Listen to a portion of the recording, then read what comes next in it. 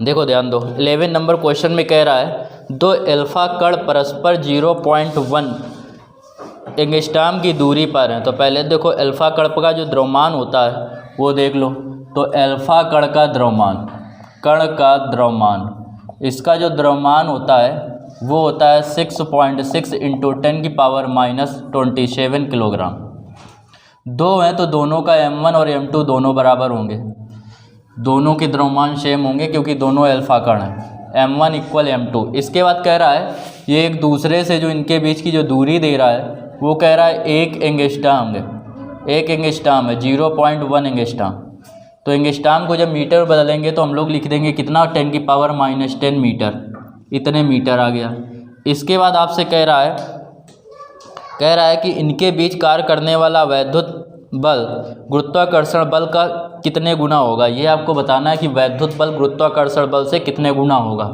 तो ऊपर हम लोग वैद्युत बल लिखेंगे, वैद्युत बल का मान सदैव अधिक होता है, ठीक है। जब वैद्युत बल और गुरुत्वाकर्षण बल की तुलना की थी तो आपको बताया था वैद्युत बल अपॉन गुरुत्वाकर्षण बल, नीचे लिखेंगे गुरुत्वाकर्षण बल। अब देखो वैद्युत बल का मान होता है 1/4πε0 Q1 Q2 अपॉन r², और इसका मान होता है गुरुत्वाकर्षण बल का capital G m1 m2 upon r²। 9th में और फर्स्ट ईयर दोनों में आप लोगों ने पढ़ा है। r² से r² कट गया। वैद्युत बल मतलब इलेक्ट्रिक फोर्स, तो इसको लिख देंगे Fe, और गुरुत्वाकर्षण बल मतलब Fg, ग्रेविटेशनल फोर्स।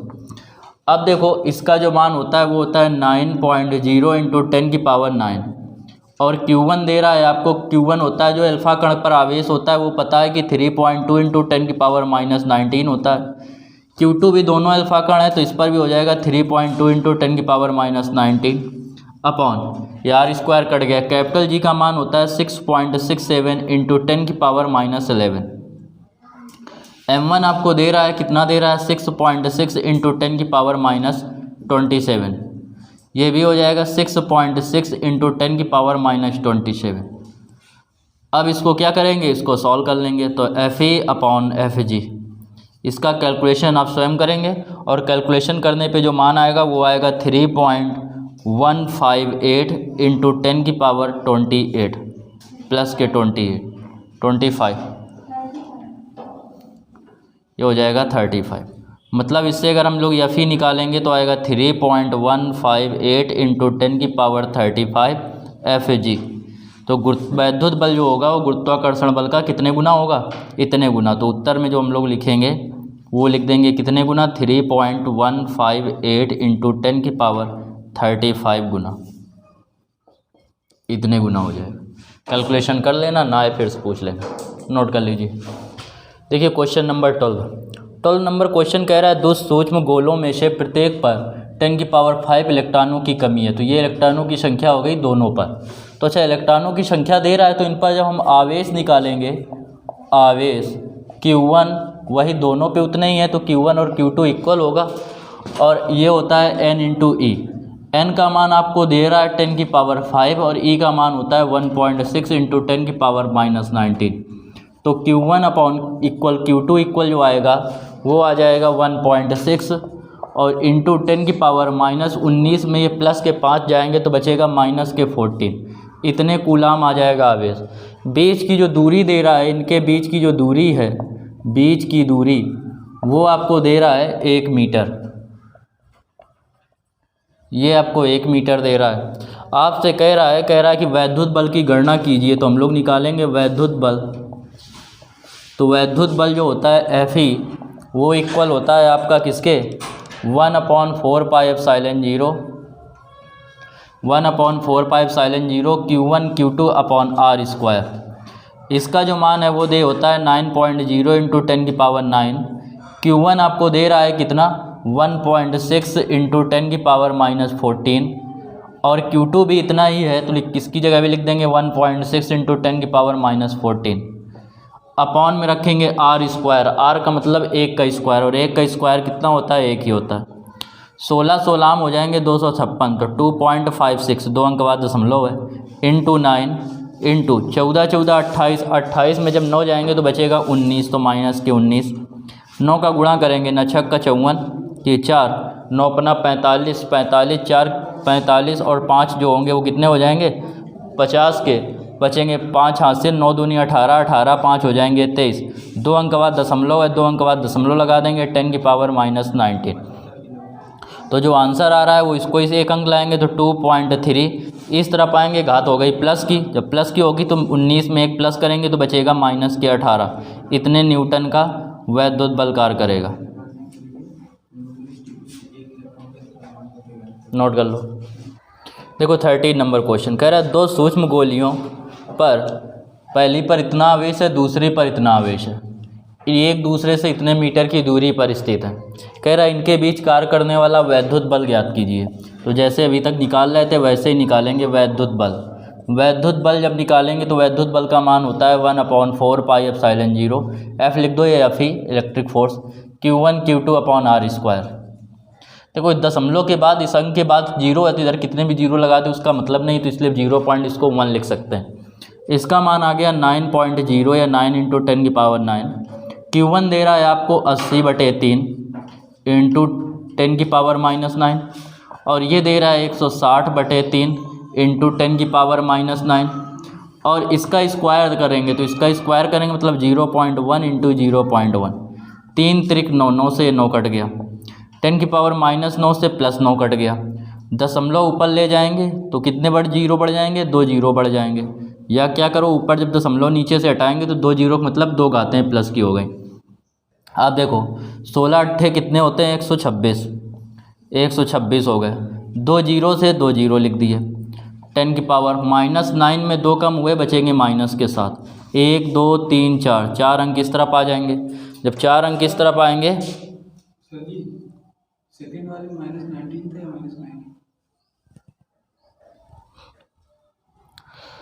ठीक है, तो इसमें जब करेंगे तो इसमें कितने अंक 1 2 3 4, 4 अंक इस तरफ आ गए। तो जब 4 अंक इस तरफ आ जाएंगे तो आ जाएगा 1.28 × 10⁻1 2 3 4, 4 इसमें कम कर देंगे तो बचेंगे कितने -3। इतने न्यूटन का बल कार्य करेगा।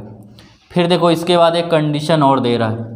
कंडीशन क्या कह रहा है, कह रहा है इन दोनों चालकों को जोड़ दिया जाए। इन दोनों को आपस में क्या किया जाए, जोड़ दिया जाए। तो जब दोनों चालकों को जोड़ने के पश्चात अलग किया जाता है, अलग करते हैं, तब इन पर आवेश क्या होगा, अब इनका पर दोनों के आपस में जुड़ के फिर बराबर बराबर बढ़ जाएंगे इन पर तो समान रूप से।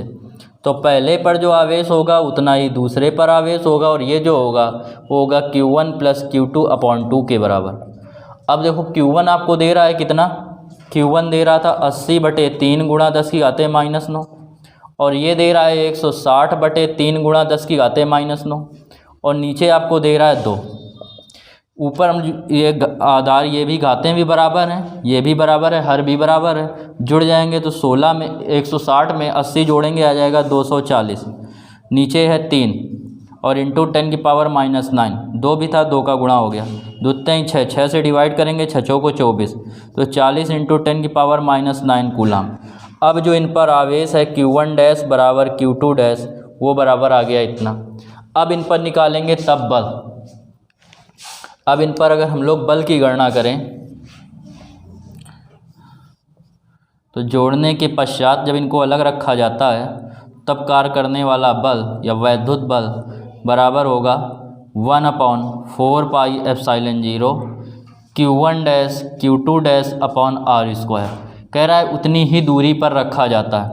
वैल्यू रखेंगे इसकी 9 × 10⁻⁹, Q1 डैश रखेंगे दे रहा है 40 × 10⁻⁻9, और Q2 डैश रखेंगे तो 40 × 10⁻⁻9। नीचे r², r का मतलब यही है तो 0.1 × 0.1, दशमलव काटेंगे 2 घातें प्लस की, 10⁻⁻9 से 10⁻+9 कट गया, 4 चौको 16, 16 का 9 में गुणा करेंगे, 16 9 है 144, तो ये आ जाएगा 144। कितने जीरो, 2 जीरो, 2 जीरो रख दो। -9 में 2 जाएंगे, कितने बचेंगे 10 की पावर -7। अब 1 2 3 4 4 अंक किस तरह पाएंगे, तो ये आ जाएगा 1.44 इंटू 10 की पावर, इधर आते हैं तो गाते हैं प्लस में, तो -7 में प्लस के 4 करेंगे बचेगा -3। इतने न्यूटन का बल अब कार्य करेगा। जब जोड़ा नहीं गया था तब इतने न्यूटन का बल कार्य कर रहा था, जोड़ने के पश्चात पुनः उतनी ही दूरी पर रख दिया, तो अब इनके बीच कार्य करने वाला जो बल है वो कितना है 1.44 इंटू 10 की पावर -3। ठीक है, नोट कर लो। देखो 14 नंबर कह रहा है 2 धन आवेश जो कि परस्पर 0.1 मीटर की दूरी पर हैं। तो आवेशों के बीच की जो दूरी दे रहा है वो दे रहा है 0.1 मीटर, इतने मीटर की दूरी पर है। ठीक है, कह रहा है इन पर जो कार्य करने वाला बल है वो है 18 न्यूटन का। तो देखो पहले तो हमें जो आवेश निकालना है वो मान लेंगे, माना आवेश Q1 व Q2 हैं, Q1 व Q2 हैं, इन पर आवेश हमने मान लिया ये। अब इनके बीच जो कार्य करने वाला जो बल है, बल दे रहा है F, वो आपको दे रहा है कितने न्यूटन का, 18 न्यूटन का बल कार्य करता है।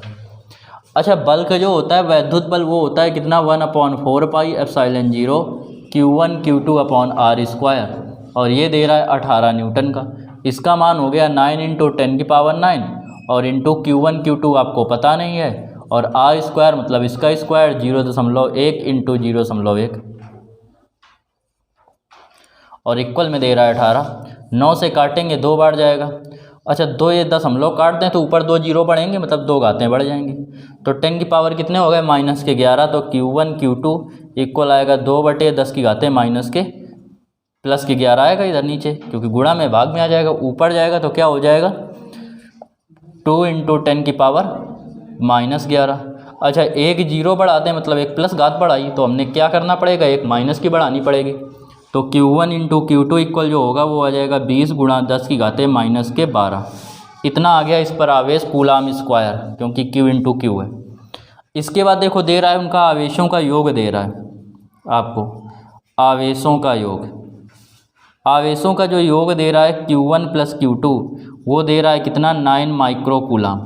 तो माइक्रो कूलाम को जब हम लोग कूलाम में बदलेंगे तो आएगा 9 इंटू 10 की पावर -6 कूलाम। ये इक्वेशन हो गया फर्स्ट। Q1 + Q2 दे रहा है, हम निकालेंगे Q1 - Q2 का होल स्क्वायर। तो ये बराबर होता है Q1 + Q2 का whole square -4Q1 into Q2। ऐसा क्यों होगा, देखो समझ लो, क्योंकि इसका जब हम लोग स्क्वायर खोलेंगे तो आएगा Q1 square + Q2 square + 2Q1 Q2, और इसमें से -4Q1 Q2। तो जब ये 4 कम हो जाएंगे माइनस के तो बचेगा Q1 square + Q2 square - 2Q1 Q2, और ये इसके बराबर होता ही है। मतलब ये जो है वो इसके बराबर आया और ये भी इसके बराबर आया, मतलब ये दोनों आपस में बराबर है। इसके बाद देखो तो ये आ गया Q1 - Q2 का होल स्क्वायर।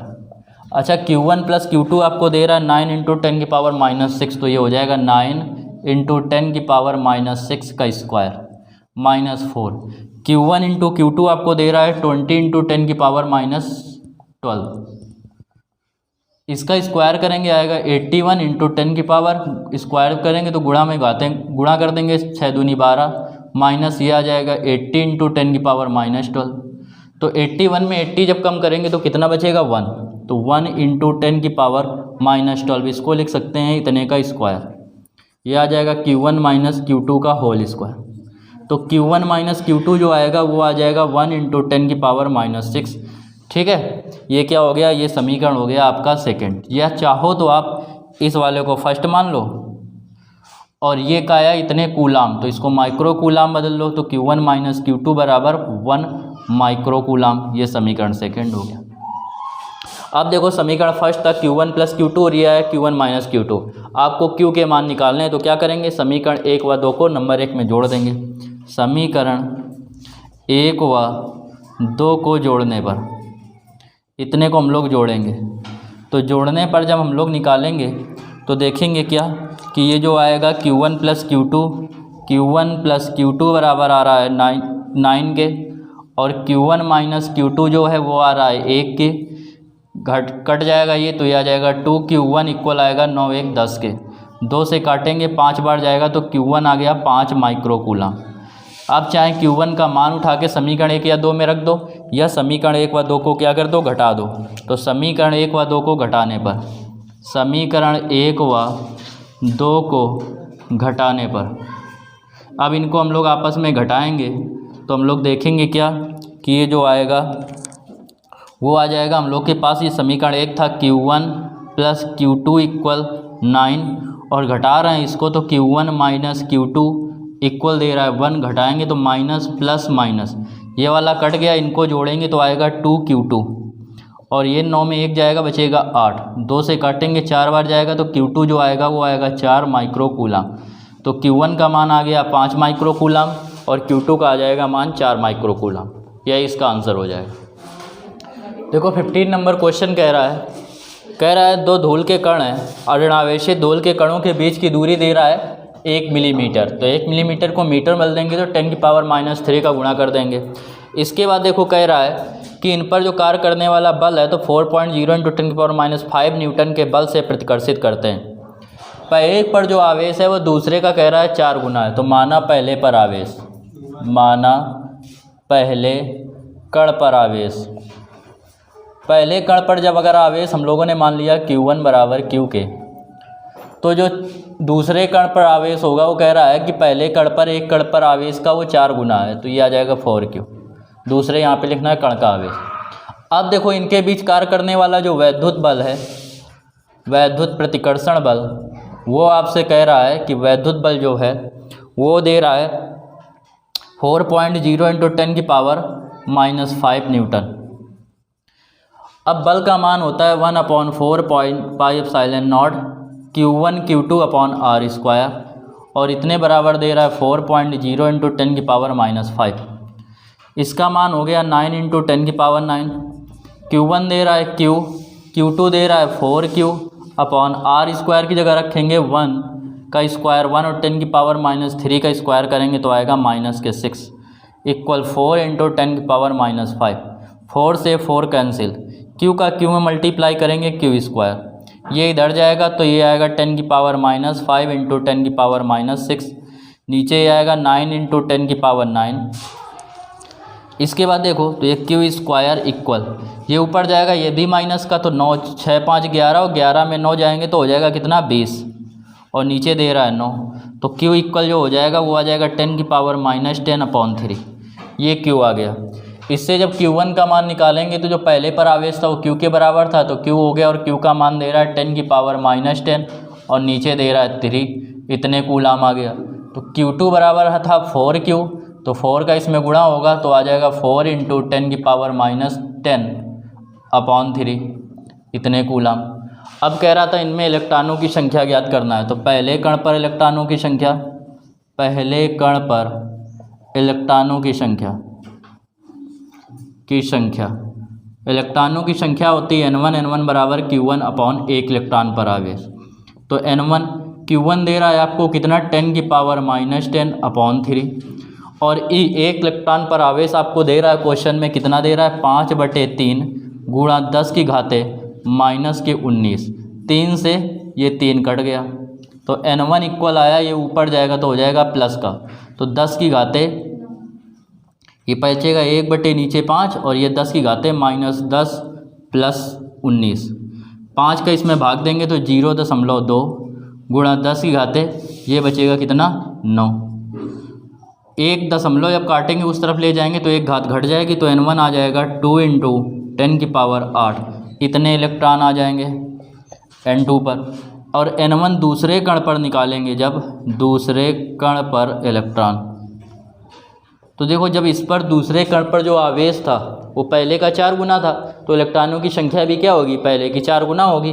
तो N2 इक्वल आ जाएगा 4N1, तो 4 × N1 की जगह 2 × 10⁸, तो बराबर हो जाएगा 8 × 10⁸, इतने इलेक्ट्रॉन इस पर आ जाएंगे। ये आ गया आपका आंसर, ठीक है, नोट कर लो।